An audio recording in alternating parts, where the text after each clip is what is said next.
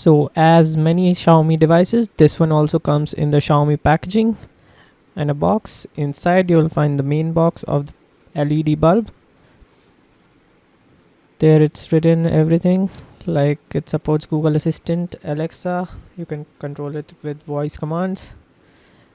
Labels on the sides. On the upside there's nothing. On the back side there is the labelings and other specifications.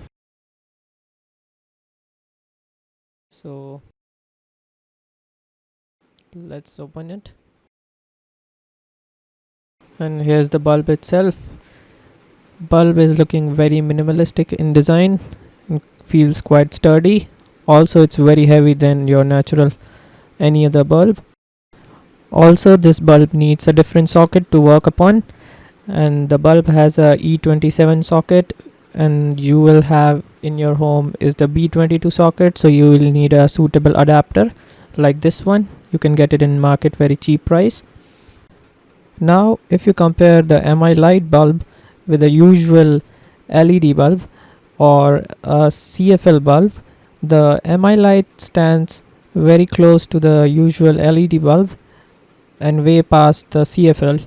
As you can see, the difference in these bulbs is very slight, but on comparing the efficiencies of these bulbs, the 9-watt usual white LED gives 900 lumens of light, while the Mi light of 10 watts gives only 800 lumens. On the other side, the CFL of 11 watts gives only 570 lumens. Overall, Mi light is a well-built gadget, but it costs way too much than the usual LEDs, consumes marginally more power, but it gives all the advantages of a smart light in your smart home. It's good for dark places, lamps, very small rooms, and you can use 2 of them for a bigger places. So that was it guys. Thanks for watching. See you soon and do subscribe to our channel.